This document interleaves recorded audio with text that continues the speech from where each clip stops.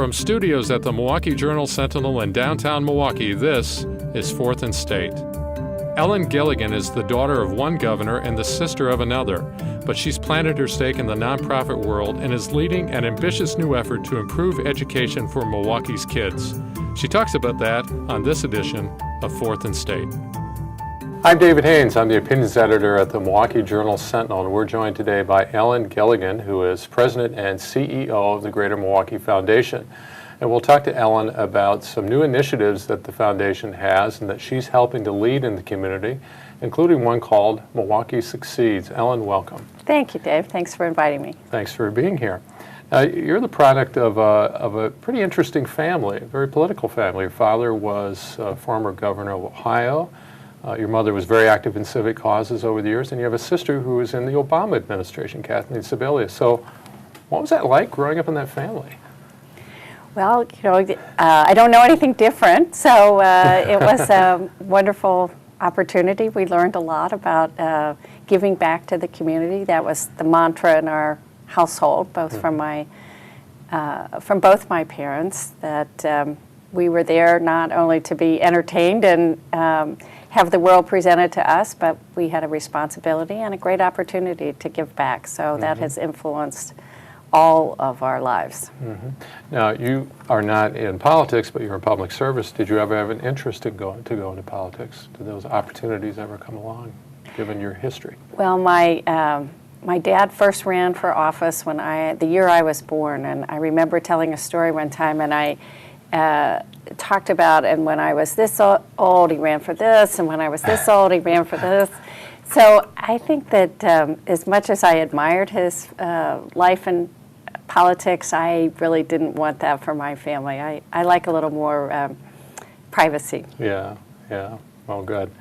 Why don't you talk a bit about Milwaukee Succeeds? You've been here about a year, and Milwaukee Succeeds is based, at least in part, on the Strive partnership in Cincinnati.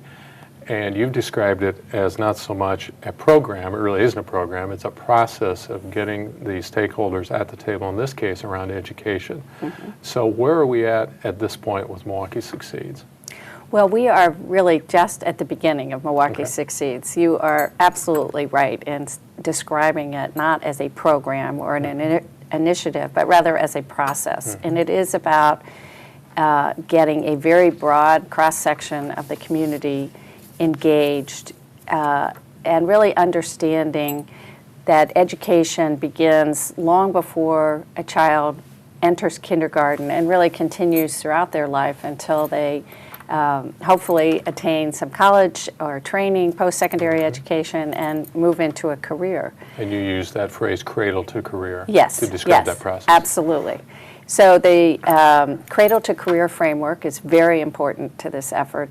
The understanding that children, every point along the way is important and every point is connected to the next point. So we're really at the very front end. We have 3 great co-chairs in place. Jackie Hurd-Barber, who's a member of our board, John Schlifsky, who's the president and CEO of Northwestern Mutual, and Mike Lovell, our new chancellor at UWM. So we are set and ready to go. You have 4 high-level goals, and I'll have you describe those in a moment. But then you'll develop strategies over the course of the next months to meet those goals. And you've already focused on one sort of action plan. So why don't you talk about first those 4 high-level goals and then what you're focusing on to begin with. Right. Well, the high-level goals are really that every child enters school prepared to learn, that they're successful in school, that they graduate from high school and attain some post-secondary education. And then the 4th goal is really that they're supported throughout their lifetime around issues of health and having positive out-of-school experiences and having relationships with positive relationships with adults. So the whole framework is built around having measures and metrics by which you can understand whether you're moving towards those high-level goals. So those are being finalized right now.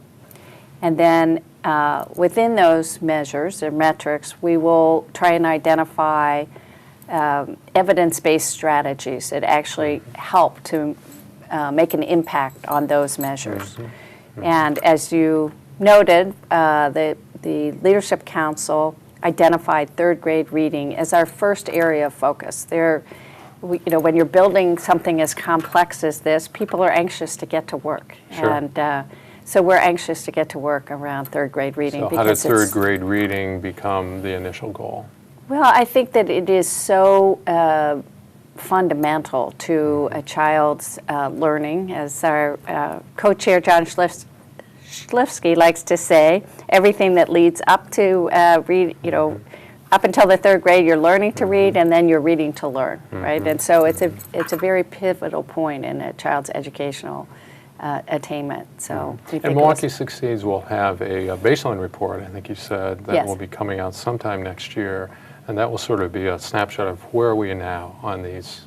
Right. So goals. with all the metrics that we have identified, there will be a baseline report that helps the community understand where all children in Milwaukee are with regard to these metrics. So then we can begin to identify strategies and work together to move the needle on those issues. And there'll be an annual report then, I think you've said. Yes, that would come out we have made a after commitment to report regularly to the community on how we're doing on those metrics, and we think it will be annually. Okay. You said at a recent forum at Marquette that you're an eternal optimist and that I just don't think we have a choice, I think your words were. What do you see in Milwaukee that makes you optimistic? Well, this is a very caring community. I like to say I have the best job in town. I lead an organization that for 100 years has engaged philanthropists who care deeply about this community. And I think we're just one institution that is representative of a community that cares deeply. So I think that is enough to have a lot of optimism that people who care and want to get involved. I think the other thing is that as we began to talk about this effort, there is such a sense of both urgency and enthusiasm about getting involved and getting to work on helping improve outcomes for children in this community. But I think you've also said that Milwaukee has a number of projects, or you might say it somewhat differently, but what we need is more of a system. Can you just explain what you mean by that? Well, I think Milwaukee, like many communities, has many programs that individually are having an impact on children and families, but I think the challenge for any community is, can you align those program efforts to contribute to the same outcomes? So some people like to talk about it as we're program rich but systems poor. So one of the things that we hope to do through Milwaukee Succeeds is really align the programs so that they're all rowing in the same direction. And what's the timetable here? I think I've heard you say that this is a long commitment. This might be a decade or more. How do you keep people at the table for that long? And how do you have a timetable that's years, not months? Well, I think that setting the expectations at the front end about the fact that this is not necessarily going to be a quick fix, and keeping the spotlight shined on it through the annual report to the community and how we're doing, and hopefully with some ongoing press attention and other things, that always helps. Our board is pretty clear, the Greater Milwaukee Foundation's board is pretty clear that this is a long-term commitment. We have made a 5-year commitment to this effort, but with the understanding that it will probably be a decade or more. Or perhaps really that this attention has to be permanent. You know, how are the children in Milwaukee really doing? And can this community keep its eye on all the children and how they're doing all along the spectrum forever? That would be a good thing. That would be a good thing. And I know that it's Milwaukee Succeeds is not exactly like the Strive partnership, but Strive is what, 3, 4, 5 years in? It's almost 6 years 6 old. years in. And what if 5 or 6. What are the metrics shown there? Well, over the 6 they years? measure something 55 to 60 individual metrics, and they have 35 to 40 of them trending in the right direction. Okay. Which is very, very positive on an effort that's this complex. And when they show that one is stagnating or one is going in the wrong direction, that's the benefit of using data to drive your decision making. They can dig down and figure out what actually can make a difference, and what should we be doing differently that will help us trend in the right direction. So the data helps you make adjustments along the way. Well, good. Ellen, thanks so much for being with us, and welcome to Milwaukee, a year late, but welcome nonetheless, and thanks for being on 4th and State. Thank you so much, Dave. Thank you.